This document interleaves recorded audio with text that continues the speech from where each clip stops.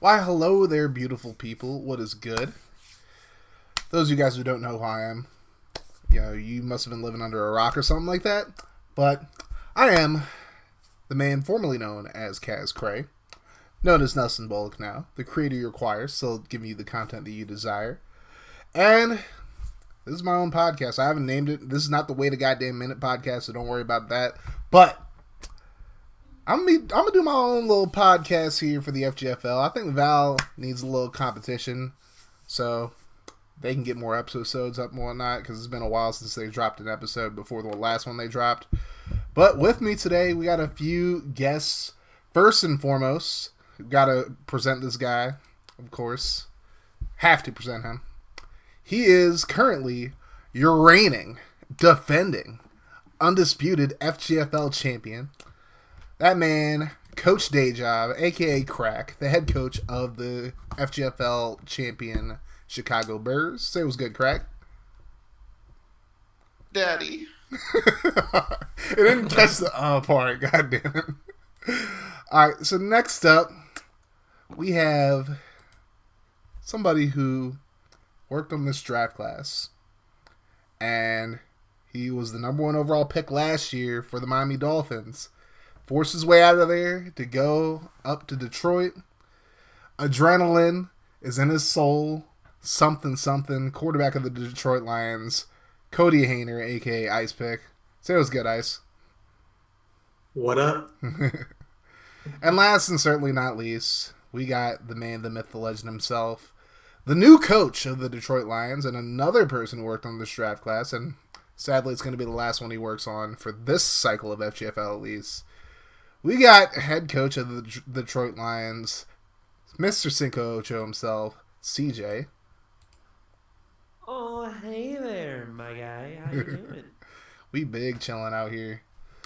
Alright, so very similar to what Val did for their podcast in their last episode, we're going to talk a little bit about the draft, and we're going to kind of cover round 1 of the draft. We'll talk about our own picks as well as some other things that happened in the offseason, and I think we'll also give our, maybe official, unofficial predictions, way too early predictions for the season. It doesn't have to be records or nothing like that, but But let's talk about this draft first, and I think the first question before we get into, the first round is, as far as, this draft class being, curated, Ice, CJ, I know how much work you guys, and of course FG as well, have put into just creating all these different players. Obviously, NCAA created a lot of them, but it's Ice, you had a lot of input on a lot of the players you created. So what was your thoughts as far as, where people were drafted? Were you guys pleased with certain things? And obviously you guys were, kind of, blowing at us about, missing on a few of these guys. But what were you guys' overall thoughts? We'll start with you, Ice. Well, obviously I made all the FCS and lower guys, D2, D3, and AIA. And, yeah, last year I just kind of made guys, and I thought they were fun. This year, I thought about it more than what I did last year. This year, I was like, I thought about where they were coming from. What type of storyline do I want to build, with the FCS, since obviously we don't have NCAA 14 to build the world for us. So I'm so I had to do some world building of my own, which will carry on into the next class and classes after, about where these guys are coming from. This year, you saw Yuki and Yashahiko Karijo come from Sacramento State. They were in my storyline for the FCS. They lost in the FCS semifinals and declared early. Well, we'll see what the other guys that are still at Sacramento State, do this coming year, and see if any of them make the next class. Yeah, it would be interesting to see that for sure. CJ, so what are your thoughts as far as, obviously you can speak on it a little bit more this year, even though, you became a coach, right before the draft happened. You didn't get to pick like your only pick, but you know, obviously this is like your last draft class. Like, what are your thoughts as far as like how we did as far as like scouting guys and drafting guys for the most part from what you know? I mean, unlike the first class, right? This one I probably had the smallest say in everything, right? Of course, Ice made, as you said already, made the below D1 guys, right? So he had a lot of say and customization in that. And then with the new franchise tool, it pretty much went on to FG, just basically with more steps, importing the class from NCAA Revamped, right? Or college football Revamped, excuse me. So in this class, I kind of just knew what was going on. I kind of jumped in on a couple people, but like, I mean, outside that, I kind of had a little say, and that's why it was a pretty easy transition for me to become a coach again. Just because, of course, I've coached before. I already had a little say in this as it is, and it already showed. This class showed us that FG can basically do a lot of it, and it just follows the ice to kind of fill in the blanks on some positions that are a little thin, or maybe when there's just needing more crazy meme guys. Uh, but overall, to answer the other part of your question, I think overall, FG said that y'all scouted really well. A lot of people participated actively, and the draft went very smooth, unlike previous drafts. As FG said in stream, this is probably our the first draft in a long time where we only had one quote unquote like screw up, and that was just from drafting somebody who's already been drafted before. But Yeah, outside that, go I, ahead. I think it was Val who did that like while they were on like they were in VC when they did it. I don't remember who they were Yeah, trying to pick, but then they ended up getting somebody who was really good anyways, so worked out yeah, for them. exactly. It worked out for them pretty well. Um, but as the draft went on, there was not really any, and I'm sure this is probably something you had for us to talk about, but there wasn't any picks that I really questioned. Hmm. Like season one, there were definitely some guys, and Ice will tell you, I'm sure Krack will tell you too, from just watching from the outside in, where like some guys are picked, and everybody's like, I mean, you definitely could have gone somewhere else. But in this Yeah, draft, there really wasn't one guy. Like, yeah, there was a couple picks where, oh, hey, congratulations, you got the worst guy in the position. But they still have some qualities about them that can make them somewhat usable if the coach so chooses to use them. absolutely. So I uh I enjoyed this draft class.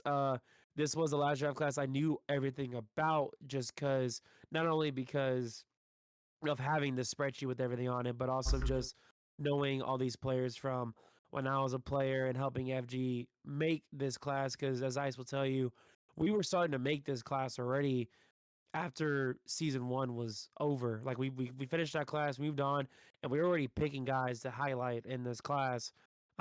Just because FG was so proficient and proactive on just staying ahead of the game, Yeah, and so I'm very excited to see how some of these people and how they perform in their landing spots, and I'm excited and curious to see how coaches utilize them.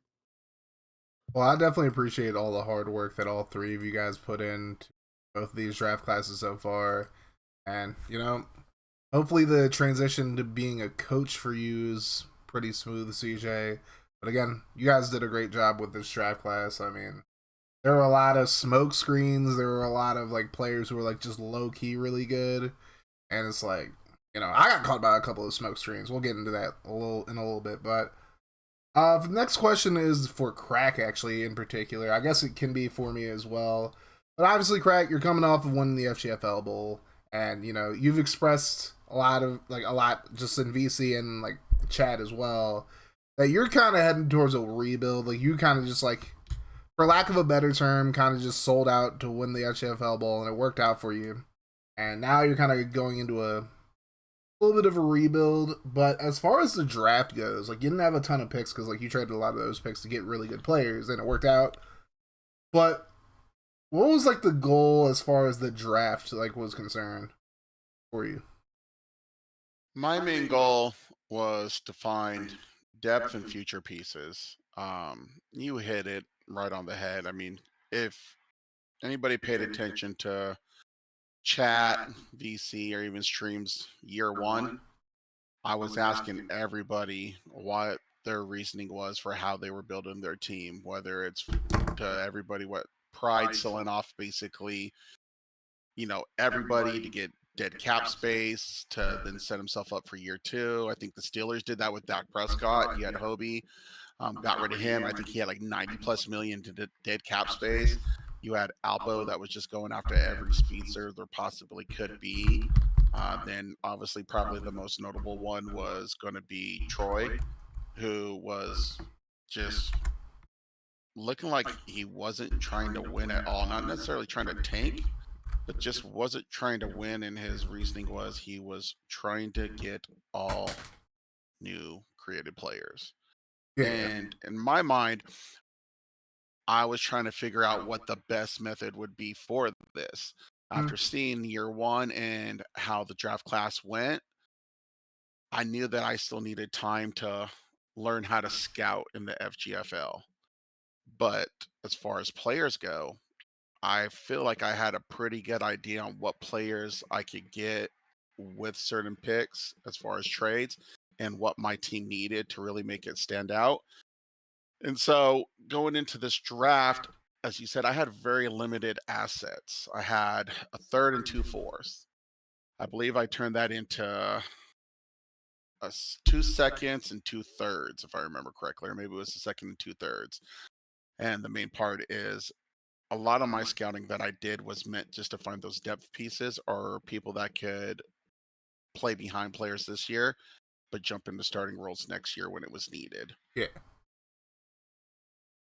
Well, I mean, I feel like for like the picks that you had, and like they were far and few. I feel like you got some solid players. Like you got Tyler Garrett, who I feel like could contribute in the future. You got Canty, who's like a 72. He's a cornerback, right?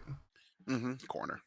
So I mean, that's developable. It's definitely possible. Lorenzo Howard, he has superstar dev, so I don't feel like you really missed on like any of your picks. Like you had three of them. I feel like you hit pretty well on all three of them. To answer that, like what you were asking, like other people, I feel like my goal, like the way I wanted to build my team is I want to build a team that can be good for like multiple seasons down the road. And that's a really hard thing to do, especially in this league when it's like you have a lot of people who are very competent when it comes to like the FGFL. And obviously the big story about me before FGFL 24 is I'd always coach for a couple years, then I'd get like too caught up with like a lot of other stuff and I'd end up just like stepping down. And I think now at this point, this is like the longest I've lasted in an FGFL, so I'm proud of myself for doing that at least and sticking around because like obviously, I had unfortunately a little drop back as far as my season went. I went 9-8 in the first year, made the playoffs, lost in the first round, nearly came back, sent it to overtime against MLK and the Vikings, and then last year, I feel like Art Henry getting hurt absolutely derailed the season because we still ended up going 8-9, and I missed out on the playoffs by a couple of games. The NFC definitely got a whole lot better. So now, heading into this draft, I feel like I really wanted to continue to build upon my defense. And, I really sold out like a lot of picks and a lot of different players in order to do that. Like I ended up trading a first next year to get another guy who really caught my eye in the scouting game in Darrell Law. With pick 14, I ended up, of course, getting Ben Hawthorne. Pick 18, I got Mo Diggs. I feel like I really wanted to get a lot of guys who maybe could contribute right away. I feel like I have a good amount of players going into this year that were drafted and I feel like can contribute from day one. Like, obviously, along with Henry and Bailey, I have Harrison Byers, who I drafted to be my power back. We'll talk more about that later on. Michael Alexander is going to be my third down back. I ended up getting Tipa Hill to be my starting tight end.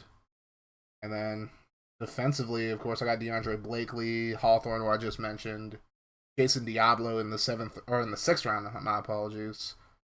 And Darrell Law and Mo Diggs will all be starters. So, I mean, the team, I feel like the team can go either way. Like, we could end up missing the playoffs again, or we could just shock everybody, win the division. We'll have to see, though.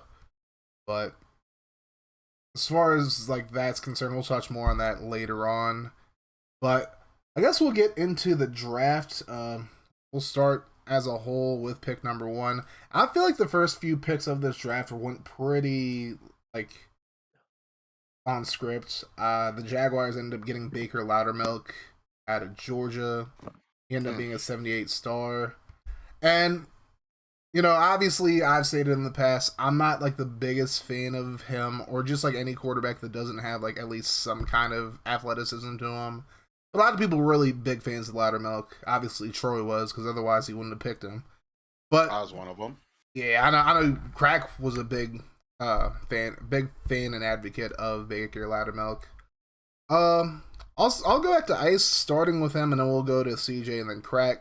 But what were you guys' thoughts on, like, what do you think I guess the question would be, like, what do you think Loudermilk will do with his career in Jacksonville? I guess that's how I want to ask it. I'll start with you, Ice. Yeah, I'm trying to think. It'll be certainly interesting. So obviously that's a young team. It really depends on how the players around him develop. Absolutely. Because obviously this guy, not the fastest guy, obviously. So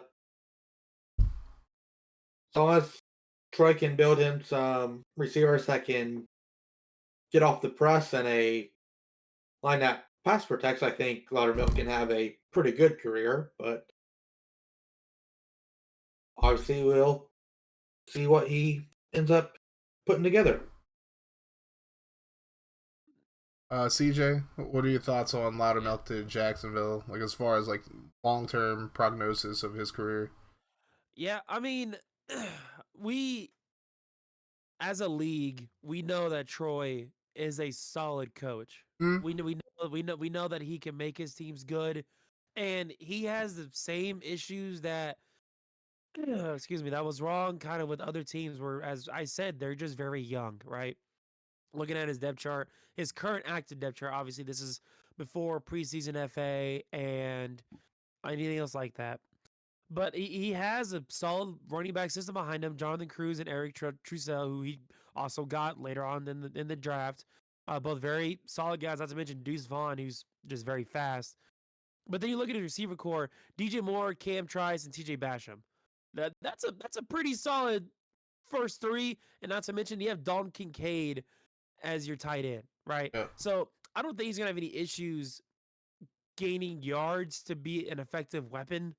His issue is gonna fall on his line. As if it can give him enough time to look downfield, see his weapons, utilize what's going on, and make his throws, right? And so he definitely has a potential to be one of the best quarterbacks out of this class in this league, but it just only time will tell, just like with everybody else. And Krack, what are your thoughts on Loudermilk to Jacksonville? So, like I said, I'm a Loudermilk fan. I felt like I was the only one who was cheering for him last year. Everybody knows that I said Dusk would have easily been a top 10 pick if he was in Georgia instead of Penn State. Yeah. But Loudermilk is not him at number 1. I was also very vocal at that. Yeah. Loudermilk should have been pick 8 or lower. I mean, if you just look at the class itself, I get depending on what kind of scheme you're wanting to run and all that. Loudermilk was not a top 5 pick. 78 star. That's awesome. But we have plenty of other people that have about the exact same similar traits. I mean, right after him, you got Chris Bonds. Yeah. Playoff appearances, stud, 81 superstar. Two You're looking national for somebody to championships. develop. He's the developer. Dexter Moss, even. I didn't do too much scouting myself on Dexter Moss, so I watched some games, but nothing too crazy. But you got a 79 X factor. You got that superstar and X factor. Both are overall higher than Loudermilk, and got the better devs that got drafted after him. The next closest one you could maybe go with would be BJ Jean, but we all know he wasn't going to play quarterback, so you skip over him and you go to Delgado. Yep. Delgado is a 77, one lower, but he's an X factor. So he's still going to produce. Loudermilk was not the guy to be in the top 5. But as far as it goes with the Jaguars, I think he's going to a team that is going to want to obviously see him succeed. They invested heavily in him. They got some pretty nice weapons. I just think they need a sure-handed pass catcher.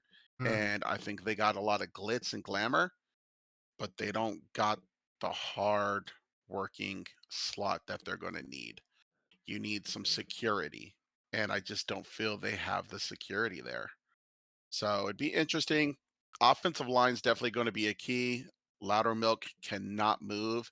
He is slower than my turds after eating a ton of cheese. It's just not going to work out well. So he needs to be able to have time to launch it or get out of his hands quickly. Or what have I been saying for a long time with certain coaches? The scheme. You got to have the right scheme for this man. And as far as I could tell, Jacksonville's going with their same old scheme that they were running with Reed as their quarterback last year. The only thing they've changed so far is their defensive scheme. So I'm looking for a rough first year. Yeah, I think I'm with you. Or go CJ, my fault. I was just gonna go because he mentioned some of the quarterbacks that could have been taken instead of Loudermilk, which I'm sure is probably later on in the show. But looking at, of course, for those who don't know and those who listen on later on, in this league, the classes are built around player hype, right? So of course there's streams for coaches to watch players, and they have the opportunity to scout players, and so we combine those points to be able to give you like the top 5, top 10, top whatever coach players each position. And Loudermilk was the second highest scouted quarterback in this class, right? And that's behind a guy who we'll talk about here in the next few picks. And so it's the fact that he was one. Sure, there are definitely other guys that I personally probably would have taken if I was the Jaguars, but there's a lot of guys that just weren't looked that much or were severely undervalued, in my opinion. As you mentioned Delgado. Yeah, he definitely could have taken Delgado. It's 1 overall less and 2 developments higher at an X factor. But the truth is, there wasn't many coaches into Delgado. In fact, there was a lot of coaches against Delgado. Yeah, a lot. Obviously, and obviously, will they be proven to be right or not? That time will tell. But it's hard to be able to say, oh yeah, you could have gone 1 overall lower to get a better dev. True, but we build this based around hype and what people see in these scouting, in these streams, videos, VODs, whatever. And so seeing Loudermilk go 1, sure, it may not have been the best first overall pick, but I think it's a respectful one. And just like Krack and Ice have all said, it's just he can't move, and we got to see if the Jaguars can either change their scheme or whether it's improving their own line, or as Krack said, or also said, because he mentioned the scheme as well, just finding him some sure-handed catchers. Because outside of the tight end, the other 3 receivers, though they have Dev, I don't think any of them are the quote sure-handed guy that's gonna come down within 99 times out of 100. Yeah. I'll take definitely need to probably go run heavy. A run heavy scheme for at least year 1. Let him get some, development under him. I would not try and let him air it out year 1. And like to you guys' point about the O-line, I mean, you look at some of the linemen they have. Obviously, he spent I think it was a third on Bruno Brinley, who's going to be the right tackle. He has Stardev.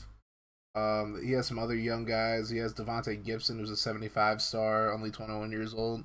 So the line is like really under construction. We're going to have to see how they are able to play this year. But to that point about Loudermilk, I mean, Krack, I'm with you in the sense that, like, obviously, like, Loudermilk, like, CJ's point is absolutely valid because he brought up the fact that Loudermilk was probably the quarterback who got the most hype. I was always, like, Team Dexter Moss, but that's just because I'm a Florida State fan. I mean, I'm wearing a hoodie right now. If you like, you know. And so like honestly, my second favorite quarterback in the draft was Bonds. It was Dex, Bonds, and Delgado. I was big fans of because obviously, like everybody wants to call Delgado a running back. I mean, he proved that he could throw the ball pretty solid. Like, he's not as good a passer as like the other three that were mentioned, but I don't know. We'll talk about Delgado more in a moment. But it's like I think what concerns me about Loudermilk short term is just the fact that the Jaguars' offensive line isn't great currently. So I think Krack, you're on the right track. Like I think if Troy does anything, he needs to run an offense to where the run game will be more utilized than having Baker try to throw it and whatnot. Because you have two solid running backs. You have Jonathan Cruz and Eric Trussell, both pretty good running backs. Trussell's a superstar to have, from what I remember. So if he can try to focus on the run, and if the defense can hold up as well, I feel like Loudermilk will have a lot of pressure taken off of him. The only problem is, I feel like Troy as a whole, like the Jaguars as a whole, are really lacking in star power on either side of the ball, and we'll have to see how it goes. But I honestly think it'll be a rough first year for him. Growing pains. Yes. And so that's one of the main things that I was trying to point out. I understand if your goal is to get new players on your team, players with names that aren't known.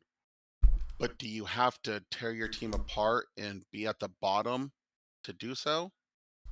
Like, obviously, this year, him having the higher pick helped him, but he also had a trade. But this isn't the first year. Yeah. I think there was definitely a way for you to continue to build, get those. I mean, I hate to say it, the Broncos have a ton of new names over the last 2 years on their teams. And tons. they made and the playoffs they've both been years. competitive every single year. Yep. So there is different ways. When you start setting up a losing culture, it's hard to overcome that. Absolutely. So that was my biggest thing that I question. It wasn't, could this man succeed? I actually have no doubt Troy has. I've picked on him a little bit, but he's got a pretty good football mind. Yeah. But sometimes you got to think is for your own flaws and try to adjust to them. I think he could have done it a little bit different and had better results and set Loudermilk up to be more successful this year with some of those choices. But absolutely, we can move on. All right, he's brought a lot of young, good guys. It's going to be 2-3 seasons before it can come together. Yeah, absolutely. So I don't want to go like completely pick for pick. I think we can talk about like the first first 5 draft picks, I would say, and then we'll kind of just like go general after that. Next up, we got Chris Bonds out of Texas, the 2-time national champion for the Longhorns, 81 superstar. Obviously, he's CJ's player's former teammate. Teammate. I knew that was coming. But then you had Dexter Moss taking third. I guess this will kind of be a joint section. You had, because top 11, I would say, you had 1, 2, 3, 4, 5, 6 quarterbacks technically drafted, though BJ John's going to be playing running back for the Bengals. But I would say, I guess my next question would be between Loudermilk, Bonds, Moss, Delgado, and Evans. Like, who do we feel like has the biggest? I guess, like, who do you think will end up being the best out of these 5? I'll start with you guys. I think Evans will be the best at first because obviously he's coming in as the best in terms of overall. He's also the slowest, and he's got normal depth. I think long term, it most likely be Dexter Moss. No, he's the 79 X Factor, 99 throw power. No, mid 70 speed. That's not slow. It's not fast. It's enough for escapability. I think he's got a real good shot at being the best out of them. And then I don't know if the Dolphins can put the right scheme in for Delgado. I think he can be really good because he's the most accurate in the class. Mm. Just he doesn't have a strong arm though at same about a same throw power as your guy Art Henry last season, and Yeah. we still saw Henry make some throws Mm. that you wouldn't expect a so-called noodle arm to make. So I think if Pokemon Smart, which is a question mark, that he runs a West Coast scheme like you do, and he just lets the most accurate quarterback dot guys up in the short to medium range, and then Delgado will be in the running. Yeah.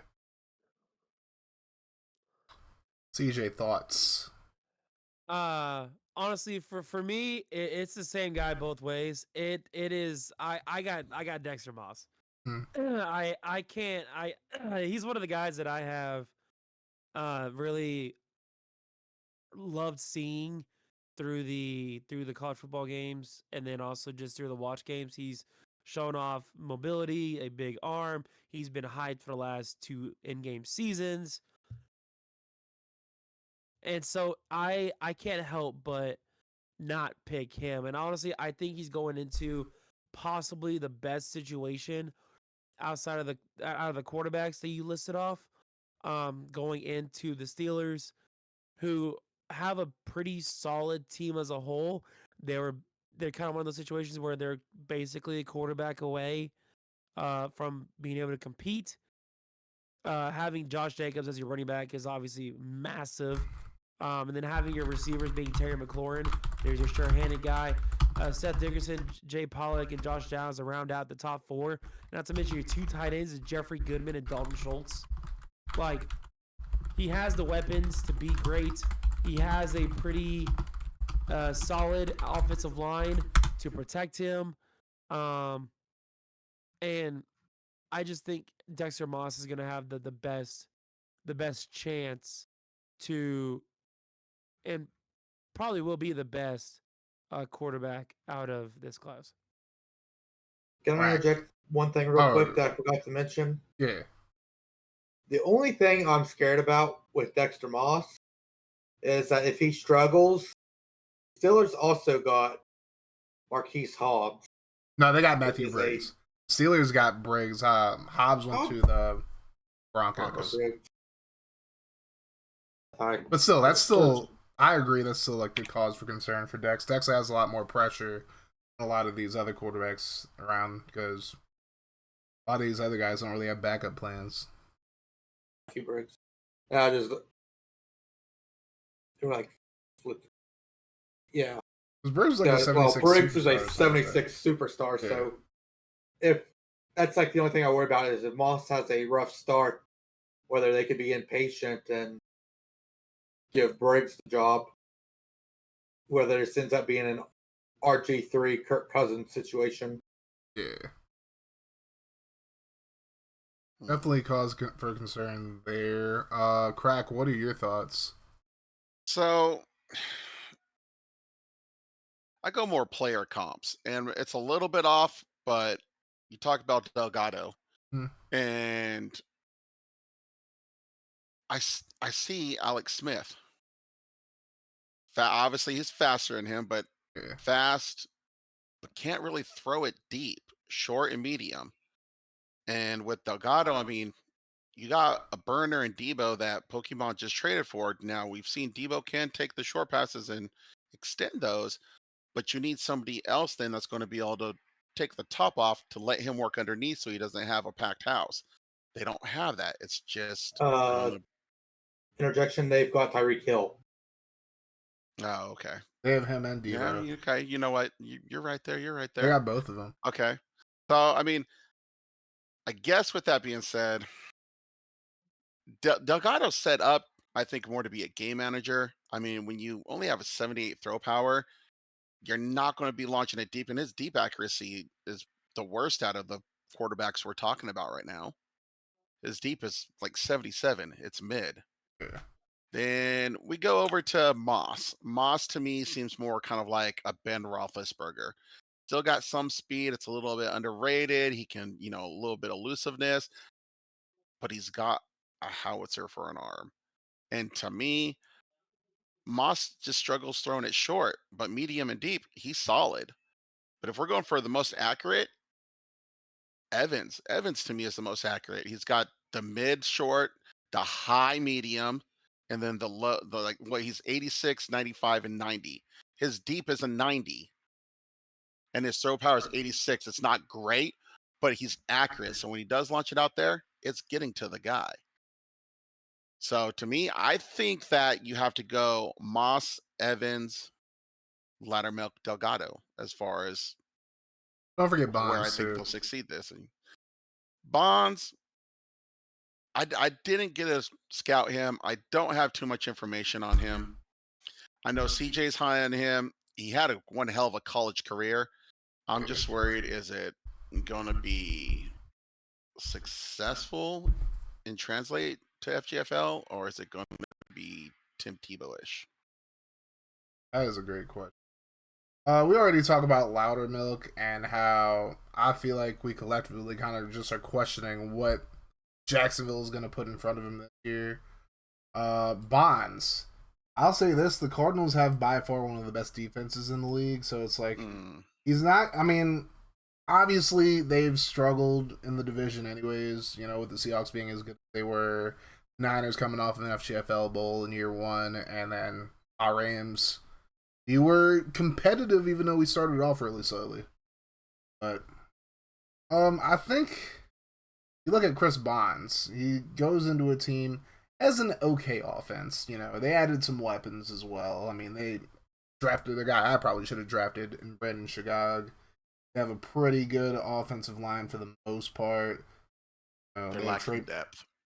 Yeah, they pretty solid for the most part. But that defense, Joey Bosa, Myles Garrett, Kwity Paye, Jeffrey Simmons, Leonard Williams. That's just the D linemen. And it's like you look at their linebackers. It's not, they got Isaiah Simmons, so it's not as deep, but it's like they still have a lot of youth around there as well. They got Rice, who's a young guy. Secondary Darius Slay, Byron Murphy, all those guys. So the Cardinals have a really good front seven that will get him the ball back, and he has a plethora of pretty good running backs where he gets a lot of pressure taken off him.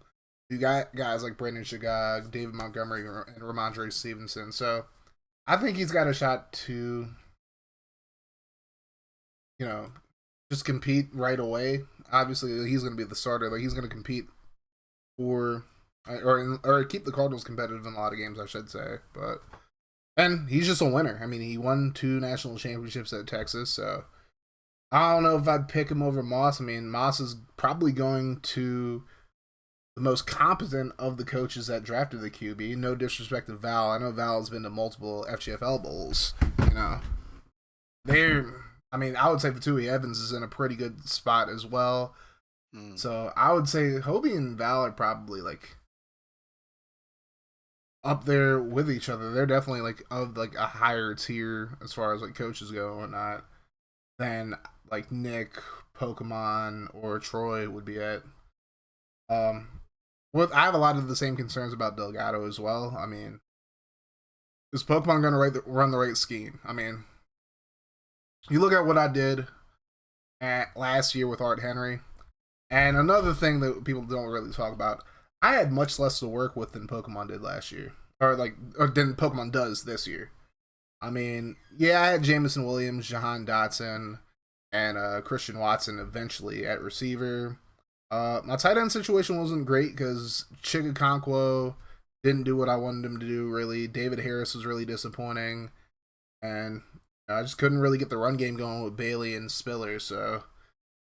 and obviously Henry was hurt for most of the season, but it's when Henry was playing, he did pretty well, and I ran a West Coast zone run. So I feel like Pokemon should look to do something like that. Because, he has a lot of these guys who are deep threats, but it's they are capable of catching the ball over the middle as well, like if they need to. So, and just in general, he has a better offensive line, I feel like, than I did last year. He has better receivers by far this year than I did last year. Running back, I mean, Jones is a higher overall than Bailey, obviously, but and he traded for Jonathan Ellaby as well. So I feel like Delgado's in a better situation than Henry was last year. Yeah, so you just compare the two Heisman Trophy winning quarterbacks who are very similar, although Delgado's faster than Henry. So, but I would say out of the 5 that we mentioned, I like Dexter Moss's I like his potential to have the best career out of all of them. I think Fatui Evans will do the best starting off because that Titans roster isn't too bad, and he's the highest overall out of all of them. And I think Val will do their best to get them in the best situation. So I think I'm with you, Ice. I'm going to go Evans short term and then Moss long term.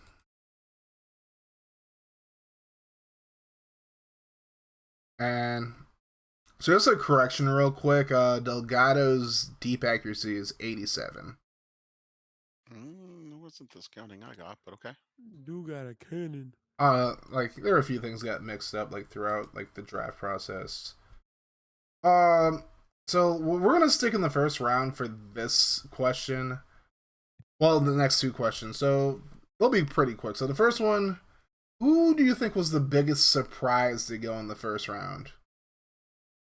I think that one is fairly easy with Jaden Sparacio.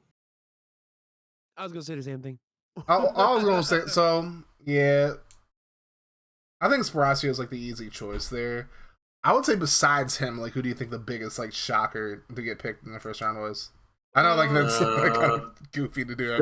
I think the next one would be Eli Bradley. Eli Bradley, yeah.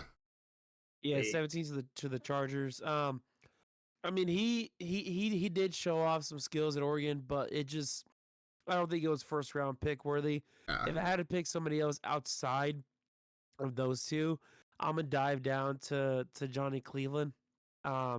Obviously, yes, Dev makes him completely worth it being an X factor. But at a 69, and you were you're the 17th highest guy at the position coming into the draft. I think he potentially most likely probably could have definitely fallen back to you in the next round. Yeah. But obviously I understand, you know how good he is. You don't want to risk it, so it makes sense. I guess I should probably also throw out Colin Kozan. Yeah. And like the story behind that, like Alpo's talked about it a little bit. Alpo got information from somebody that wasn't actually the information that was on him, so Alpo kind of got screwed over. And what makes it 10 times worse? Well, I mean, I can't really say he got screwed over. Like, I guess he kind of did by the person who gave him that information that turned out to be incorrect. But on the flip side, that's the risk that you run when you share information with other coaches. And realistically, like if we keeping it all the way real, it happens throughout the entire league. I feel like the vast majority of us do share, like, trade information for information, and that's just the risk you run when you do it. So, but what makes that worse for Alpo is the fact that he traded a bunch of picks to Lance in order to get pick 21. So, second draft in a row, Lance has fucked somebody over. Lance is not the one who gave Alpo the information, by the way, so it wasn't Lance's fault, but Lance just absolutely robbed him pretty much. So I have a different surprise than you guys, and mine's not necessarily like surprise because he wasn't really who we thought he was. It's because it seemed like nobody but one person knew who he was, and it's been talked about. I think I know you talk. Yep, that's what I thought you were going to be round 2, maybe 3. I mean, he wasn't really on anybody's radar, and I mean, we've heard the story. Elm got a little bit of information. He went looking, narrowed it down, picked him, asked the right questions, and boom, Parms. Yeah. Guy that easily could have been top 5, if not top 10, had more people had his information, or at least even half of it. Probably not even the extent that Elmer's did, but they didn't. So Parms to me is really the one that surprised me the most. I mean, I don't want to say, 19. That guy easily, very easily, with all of his stuff he has. I mean, he's probably the best, second best, I guess, or tied for first overall and X Factor in the first round with was it Johnson from Penn State? I believe Think those were the two highest overalls in both X it was Factors, Del correct? Soin who was the Del highest. Soin. Yeah, it was this Del Soin. Del Soin's 87, you're right. Yeah. So you got those three people. Parms, boom. God, what a find. And, to get it to mid to late first, even better. Yeah, and that's like one of those that only Elmy could really pull off. I mean, Elmy is like a notorious freaking draft guru / sweat or whatever you want to call him. I mean, Elmy just went crazy with that pick. I mean, he's really like one of those guys that only he would like be the one to pull that kind of thing off. You know what I'm saying? Like, Mm-hmm. I think my biggest surprise as far as people who got picked in the first round. We're gonna get to biggest most shocking fall down, I guess. The next one, but I was actually pretty surprised that John Wesley A got picked in the first round and B ended up being as good as he was. I mean, a 78 star, and obviously, like, if you guys have like paid attention to the like year one scouting, I did a lot of those videos with FG. Like, I did the commentary for a lot of those videos, and I watched John Wesley's games, and I'm just like, he has a little bit of talent, but it's like, I don't know if he's like first round grade, but it's like he ended up being a 78 overall. So good on Radio for finding him. Obviously, Radio was rocking with Jared Goff for like the last year or so, so he needed to get another quarterback, and he was mocked to him, so it shouldn't be that surprising, but at the same time, it was a little shocking to me. But now, I mean, go ahead, CJ. No, I would just talking about Parms. Like, obviously, as you mentioned, Elmy was definitely a phenomenal job of asking the right questions, but the fact that the getting information, FG kind of dropped that for everyone. I forget where, but saying that, hey, the award winner for best D lineman hasn't been revealed yet or even scouted yet, like, and FG said it already that he revealed it out there. Like, he dropped that somewhere. I obviously don't know where. I can't tell you where, because I was making the class still. I wasn't coaching yet. But anybody could have definitely done that. But obviously, as you already mentioned, as Elm just did a great job of sniffing it out, being the bloodhound that he can be when it comes to these draft classes, and finding the guy that he wants.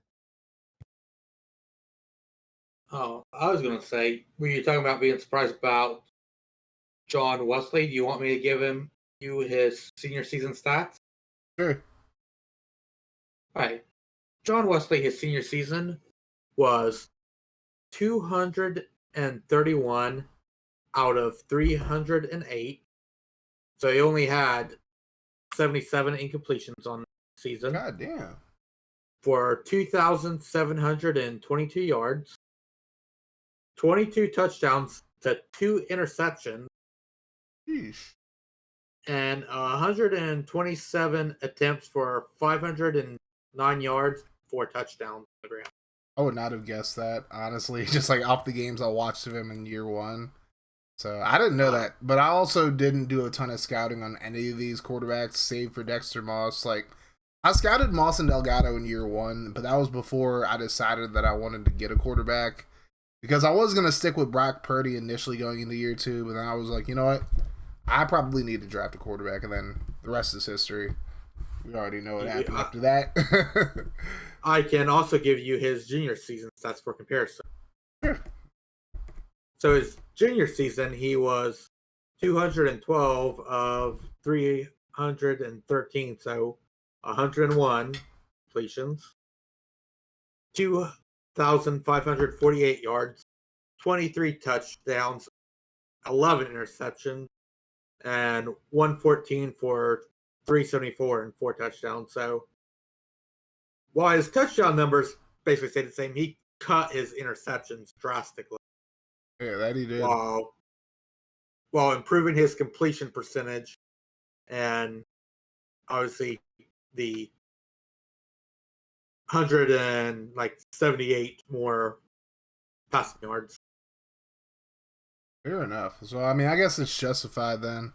I mean, I guess like I was more going off eye test because he had some good games. One like as far as like the ones that I watched and the ones that I recorded commentary for, but with how deep this quarterback class was, I just wasn't sure. I guess more or less is more what I feel like I'm getting at. Speaking of eye test, the one game that was watched of him, I'm not sure if anyone actually requested to see it. When they played against Texas Tech, he went 18 of 20 for 189, 3 touchdowns. Hey. So he's just very accurate. Well, I don't think that he can be slept on in that conversation as far as like quarterbacks who will have the best season. Obviously, other guys to look at, you never know what could happen with Matthew Briggs. FG actually just signed Tyler McNamara at quarterback now. I feel like if Justin Washington doesn't play well, then he'll probably be the starter at some point. But there are a lot of quarterbacks who are out there. Giants also got Chase Goldtree. And Chase Goldtree. He got both of them. And then where's question marks in New England over Liko and Yuki. Yeah, we'll see how that goes. Yuki could definitely be a good contributor, especially with Coreja over there as well. So now for the other part of the first round question. Who are you most surprised to see drop either into later in the first round or into later rounds? I'll start with you, Ice. Oh, boy. Well, I'm just trying to pull the list back up here of the guys that got drafted. I think a couple easy guys to mention that slid into the early to mid second round were Blake Fulmer, the linebacker out of Washington, the 79 X Factor.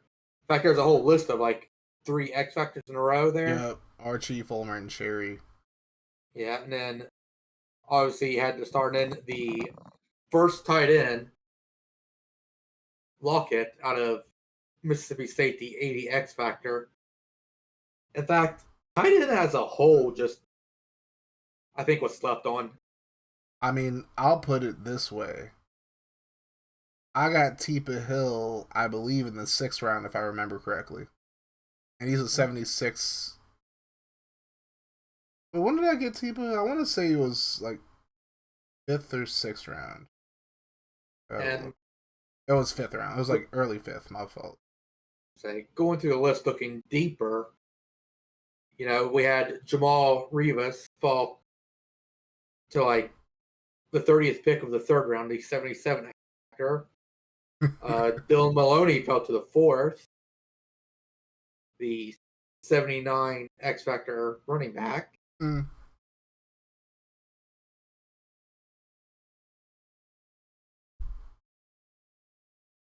Yeah, for the most part, I think it's guys that had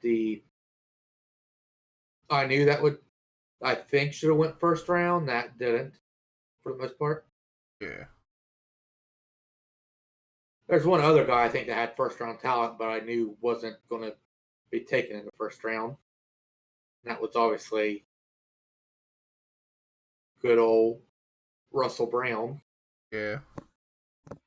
If I would have known about him, I think I would have used one of my first on him. Maybe. Possibly. Or I just would have stayed quiet and just drafted him like 4th round or something like that. I don't know. I really am mad about missing out on him.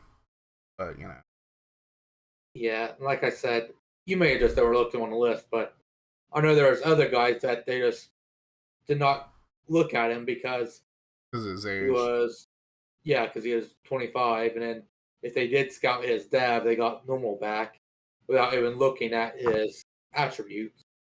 I just want to say, I don't look at, like, I genuinely just habitually do not look at age when I, like, scout any of these guys. Because maybe it'll change, like, after this year. But, I mean, the first 2 drafts, I'm looking for guys in all 7 rounds that can contribute right away. That's just how I operate, though. I mean, not everybody has to do that. But CJ, who's your biggest, like, shocker that they slid down? I mean, I was gonna go to Maloney. He was just one of the. He is the best running back off the board, right? And the fact that he was the second highest looked at running back in the class. I'm just trying to figure out what coaches saw where they're like, nah, I don't want him. Because I mean, 79 X Factor, as Ice already said. I mean, sure, 23 years old could be something negative, but whenever you have 96 speed, 96 acceleration, 93 elusiveness, and in a watched game, we got 171 yards against Michigan, and then your combined stats from the last 2 years is over 2,000 yards rushing and 16 touchdowns. Yeah. Like, I just don't know how a player like that is overlooked. You know, it's definitely something that makes me wonder just what coaches saw, you know, because once again he was the second highest guy scouted, so or looked at, maybe, so it just makes you wonder. So I'll answer that, at least like for me. I wasn't really like doing a lot of due diligence on running backs. Now this is gonna really just make me look like a complete, like, dumber than I usually look anyways. The only running backs that I really scouted were like Brandon Shagag and like one other person. And I didn't even end up drafting Shagag, so that just makes me... it was Kai Kepler who I also scouted. But the only scouting I did on Shagag or Kepler, I've scouted Shagag's trucking, I scouted Kepler's break tackle. Like, that's like about... And I scouted Shagag's... I did a random trait for Shagag as well. But I didn't do like a ton of scouting on running backs because I felt good about using Julius Bailey. I felt good about having Spiller as my backup. And then I just decided day 2 I wanted to go running back. But first, I wanted to go for Blakely because I needed an edge rusher. Or not an edge rusher, I needed a D lineman who could play in a 3-4. And I felt like Blakely could do a pretty good job of playing either like just rushing in the dirt or like standing up. But we'll have to see where I put him long term. But I don't know. I just overlooked Maloney, I guess. Didn't even end up drafting the guy I really wanted, so that's how that worked out for me. But I can't really answer it for anybody else. I think a lot of people were shocked to see him go down, but I also feel like people didn't really value the running back position like that because really running backs didn't really start going until like the second or third. Well, outside of Sparacio, I mean, that was just a goofy pick by SG, not to pile on him or anything like that. It was just not a smart pick at all. For like any reason. That. He didn't scout. He deserves it. Yeah. Pile it on. fair, Krack, fair. I mean, this guy also asked a simple player if they were going to make a trade. Why are you putting them on blast? I wasn't going to say that. I wasn't going to say nothing. I wasn't going to say nothing, buddy. I wasn't going to say nothing, but hey, you know, it's out there. Fuck it. The Duca. Yeah, I mean, the first running back after that taken was Kepler, I believe. And then it was Carrillo. And then Maloney ended up going, then Byers. So yeah. Oh, Roman Peterson was 3rd round as well. He went to the Packers. So I don't know how he fell on that far. Like, him and Maloney probably shouldn't have fell that far, but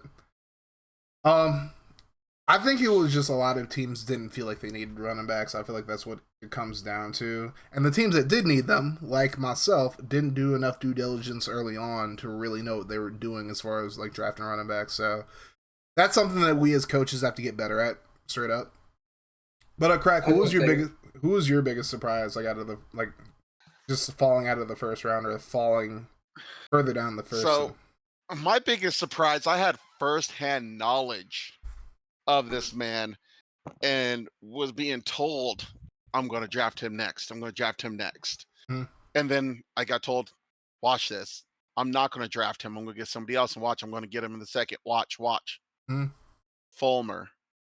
Straight up. Multiple times, Rambo was about to pull the trigger. He's like, nope, I can get somebody else now. I can get him in the second. Maybe I should get back up again. Nope. You know what? I'm going to watch. I'm going to give him in the second. And what does this man do?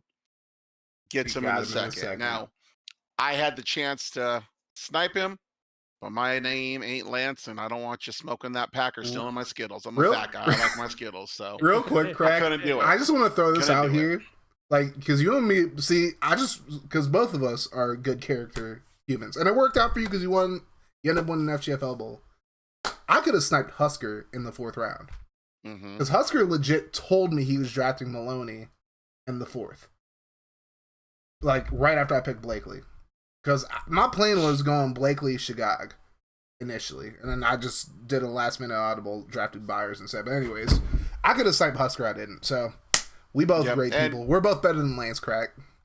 I mean, we talked about it earlier. People are clicked up. I noticed that from year one. People are clicked up. People didn't see that I clicked up last year. And my clicked up was with Rambo. Rambo helped me discover some things that I needed to unlock on my team. That helped me with that. So it would have been extra dirty. Even though I did scouting on Fulmer, I had information for me to do that. And you know what?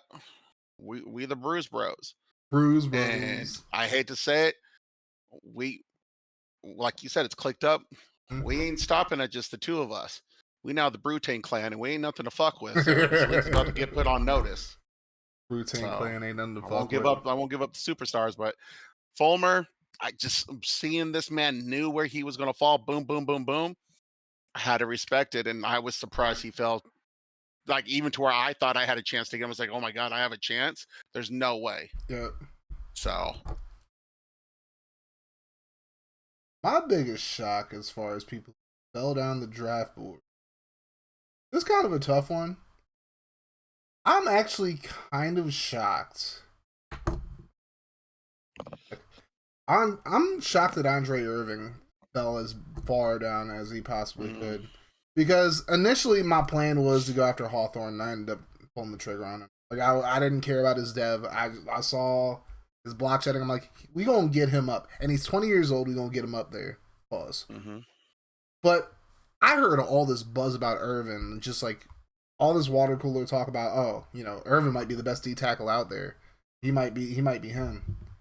And all of a sudden, he falls all the way till the middle of the 2nd round, where Elmy ends up getting him.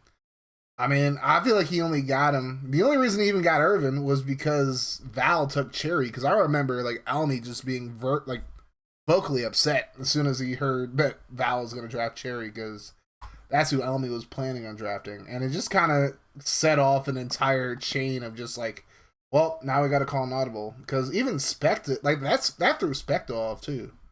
But, because then he ended up getting Dunlap. And, sorry, Speck, if you're watching this. But I'm surprised Irvin went into the 2nd round with how much talk was about him. But he's another part of a great defense that Elmy's putting together in Denver. We'll have to see how that goes. I guess the next question that I have for you guys would be, who do you feel like won the draft and lost the draft? Like, you can pick like 2 or 3 teams for each of them. I think the loss is very obvious. I think the win is very obvious too. I'm gonna do 1 and 1 just to give the other guys a chance to give theirs. But my win goes to the Bengals. Obviously, I know other teams had very solid drafts, but I think Rambo, especially in his first FGFL draft ever, he knocked it out of the park. Got so many, just great players in the first couple rounds where you're supposed to get the really good guys. He got an abundance of them and really put his team in a position to be successful this season. My loss is going to go to the Colts. I just think that there's definitely some moves that could have been different, right? So of Yeah. course, we already mentioned who he got in the running back room, I believe. Let me double check the selections. Yeah, with Sparacio, that was just a start of disaster, right? Sparacio was the oh goodness, how down is he here? Very down, 68 normal.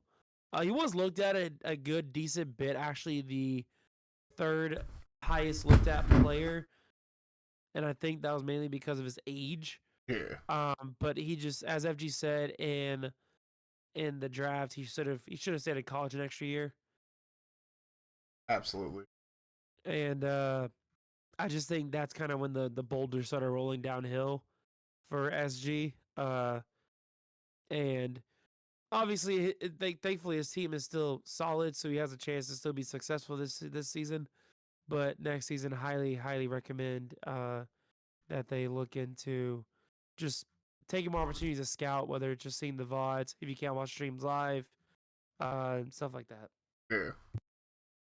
So, since CJ took those two, for my win, I'm going to go with the Panthers. Now, they only had 4 selections, but they knocked it out of the park with all 4 of them, with Zionde Johnson, 5th overall, then Cooper Saward at 23, then Maloney at 100 in the 4th, and Russell Brown at 20 in the 5th. Well, the 20 pick to 148. And then for my Daduka, I got to go to the Chargers. Yeah. I think the Chargers and Colts are pretty safe, like, for the most part. This guy was just, it always felt like he was picking names out of a hat. Yeah. With how random and bad these picks were. And my thing is, this is exactly what FG is talking about as far as, like, what happens when you don't do your scouting and you don't, like, work to get scouting points. Like, if you don't pay any, like, you have to pay some kind of attention. We all have jobs. We all have other things going on. And even, like, MLK, who's, like, the busiest out of everybody with everything he has going on, he's still able to get his scouting on, and he's still able to get all of his stuff done. So it's just like, you just got to get it done. The VODs are going to be there. Just watch the VODs. Like, you don't have to, like, watch the VODs while you're doing some other stuff. Like, you could be cleaning your room or cleaning something like that. Like, you can do, like, whatever, like, you need to do. Like, you can still do your daily task and, like, listen to it, like, while you're doing other stuff. You know what I'm saying? So it's like, I mean, that's just, like, for people who want to be a part of the league, like, do your fucking scouting. Because you're only hurting yourself by not doing it. Krack, who is your winner and loser? So, I mean, winner, obviously, Rambo. Like Yeah. I said, this man told me what his plan was from the beginning, and then I watched it go live, and I actually watched it improve during the draft. So Rambo is definitely the clear. I think I also have to throw out Elmer's as honorable mention. Yeah. He did have some people that he was looking at that got stolen from him, but like I said, he to me found the diamond in the rough in the first. Yeah. He had a solid overall draft. I mean, you expect it, but he still had it. Yeah, So, absolutely. Loss, I agree with the Colts 100%. I believe he had 2 picks within the first 3 rounds, and he hit on a 67 and a 68 normal. And I mean, the Chargers are easy to pick on, but I don't think they had as bad of a draft as people think of, because I believe in the first 3 rounds they had 1, 2, 3, 4, 5, 6, 7, 8, 9 draft picks, and their lowest was a 69, which came in the 3rd. But they didn't get the studs with the devs, but they got a 77, a 73, a 74, a 71, a 77, 69, 74, 78, 71. That's pretty solid. I had a pretty off-kiltered one myself. I could put me as the Daduka just because, one, I didn't really have the draft capital I wanted, and I didn't hit totally. So, I mean, I'm not afraid to put myself down there, especially being, a reigning champion. But the Colts, to me, man, being the number 1 seed and then faltering like that. Ugh. So Rainbow, in my opinion, absolutely won the draft. And you guys already highlighted Elmy. I think another person who deserves to get highlighted, like Husker and Hobie got highlighted, I believe. Well, Hobie didn't get highlighted, but Hobie definitely should be highlighted. We're getting Dexter Moss, getting some other really good players into Filippo Edwards, Elijah May, Jeffrey Goodman, Adeboyejo, whatever his name is. And also stealing Matthew Briggs at the end of the draft, pretty much. He had a really good draft. I think one person a lot of people are sleeping on is Lance. And I hate to give this motherfucker credit after what the shit he pulled last year, but considering the fact he came into this draft with 1 pick, essentially fleeced Alpo, and got some pretty good players. I mean, he got Trey Woisen, Terrence Bonds, he got Kirijo, Yuki. Like, he didn't really miss on any of his picks for the most part. Like, he didn't get any, like, spectacular players, really. But he didn't miss on any of his picks. And it's like, I feel like Kirijo and Yuki have a chance to be really good. Woisen has a chance to be really good. So, Lance is, like, my sleeper as far as best draft goes. But Rainbow absolutely knocked it out of the park. As did Elmy, Hobie, Husker, all 3 of those guys. Biggest loser, obviously you guys talked about the Colts and Chargers. I think that goes without saying. Couple others that I feel like people haven't really spoken, like a lot of people haven't really spoken about how bad their drafts were. There are 3 guys I want to point out. I feel like aside from Delgado, Pokemon didn't really do a whole lot as far as, like, you know, his other picks goes. Now, he didn't pick again until the 4th round, but there were still plenty of good players he could have gotten after that. And he just kind of got a bunch of, like, mid guys that I don't know how much they'll really contribute moving forward. And I feel like, especially having to give up Cody Hayner and having all these other guys that he wants to get rid of, you know, he could have done a bit better with, like, making some moves to get players that he really wanted to get. You know, definitely not the worst draft, but he definitely had one of the lesser drafts. Just mainly because not a lot of people had bad drafts aside from, like, those 3. And, like, obviously SG and Sports Trap had pretty poor drafts, although Sports Trap did hit on a few of his picks. Pokemon hit on Delgado, so those 3. I thought Derek's draft was kind of mid, to be honest with you. He had some good picks, though. Derek absolutely had good picks, but I feel like, you know, there are a few guys he drafted where I'm just like, you know, maybe they'll be good, maybe they won't be. But I think getting Thassin, I think getting Tyleek Lewis was a good pick. I was actually looking at Tyleek myself. I think Lewis will be a beast for him. Njoku was a good pick.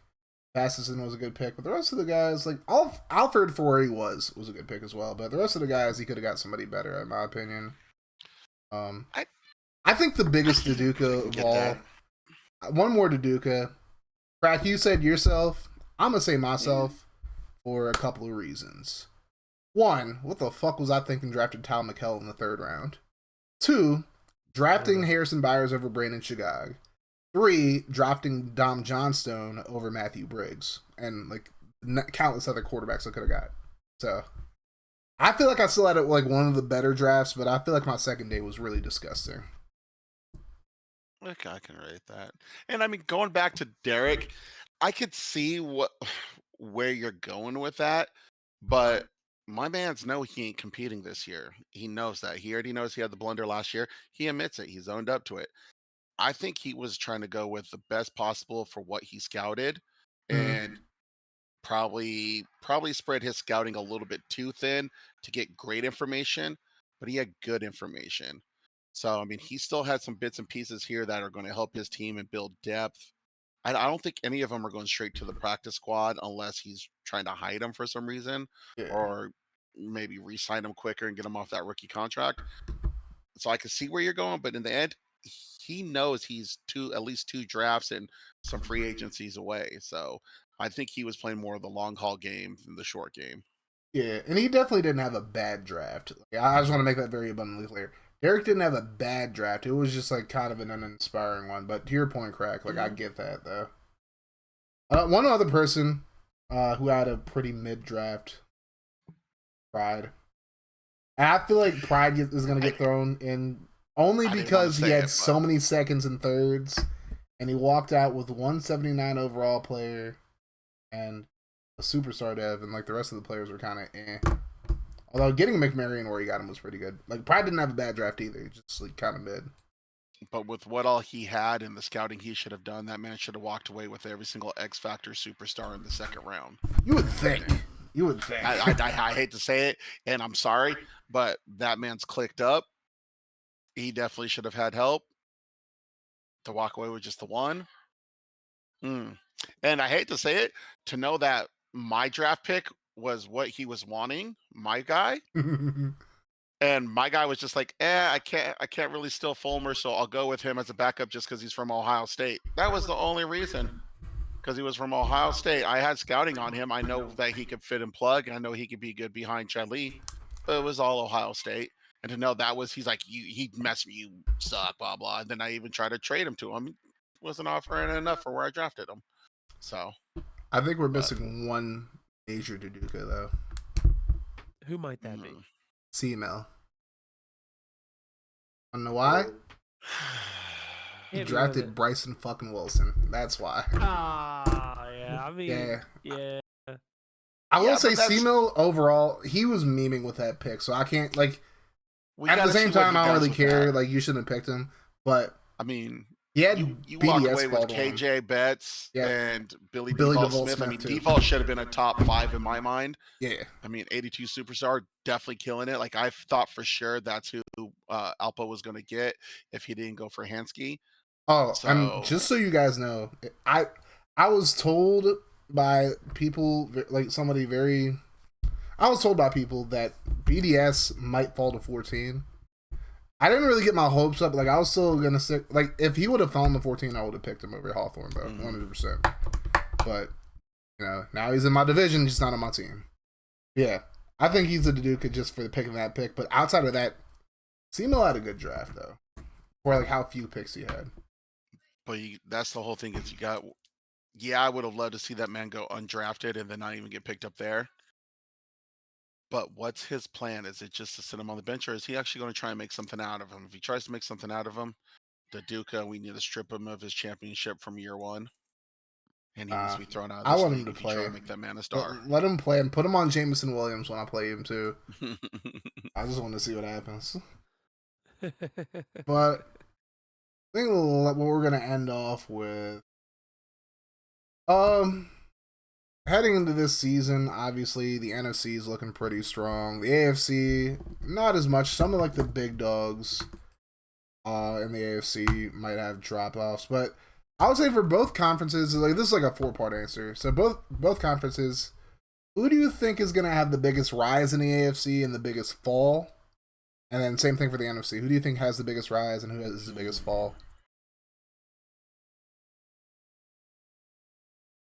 Oh man, the biggest rise and the biggest fall. Man, that's a good question. That's a very good question. You said the NFC, right? Yeah. It's so hard to not pick myself. I'm not trying to be that guy. If you got to pick yourself, you got to pick yourself. Me and Krack picked ourselves in the last thing, so yeah. You know, okay. So the biggest rise, I'm going to pick myself. I came in with the agreement of that I couldn't draft because I had access to everybody, so I instead flipped those picks for players, and I think I got a solid deal. I mean, I got Icepick, Cody Hayner, who's an 87 X Factor, only 23 years old and 3 years left on him. I re-signed Javonte Williams. I have 2 other star dev running backs right behind him. I used those picks that I mentioned earlier to trade for Tyler Boyd and Josh Palmer. I signed DJ Chark in the offseason. Picked up Isaiah Likely to back up Kyle Pitts. Managed to get Mekhi Becton in a trade. Joe Thuney in a trade to up my O-line. We also got freaking Antoine Winfield Jr. Yeah, I gotta. And then was it Asante Samuel or Isaiah Rogers?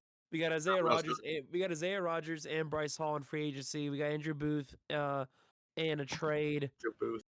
And yeah, I obviously I kind of just went balls to the wall with it just so I had a say in what I had. Because obviously, as much as the meme is fun, hell, we got Freddie Fish, who is a pretty solid D lineman, period, with high strength. He can play D tackle, but he's probably going to end up being an end in our 3-4, which is what we're really leaning towards at the moment. We just have. I think we have the potential to be a playoff contending team. Heck, I mean, after we get done with this category, I could talk to y'all about the results from the coaches poll. Like we got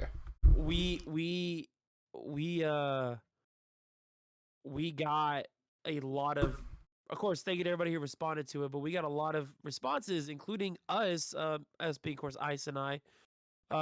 There were 3 coaches who picked us to win the NFC North, and then not to mention there is another 7 of them that think we're going to be a wild card, and that's if I don't care about what anybody says. That's better than being 5-11 like the team was last year, or 6-11, whatever it was. Yeah. 7-12. 7-12. Thank you. So yeah, I think we're gonna be I think I have the potential to be the biggest riser. Probably the one that's gonna fall the most. Man, this is. I'm gonna be sharing the coach so badly if I say something. Nah, go ahead. I think a lot of people would either go with Eagles or Saints. But see, I don't even consider that a big fall. Like, honestly, with how much you upgraded your team, the Cardinals are getting better. I think in terms of the biggest quote unquote fall is probably I'm gonna say the Seahawks. I like that.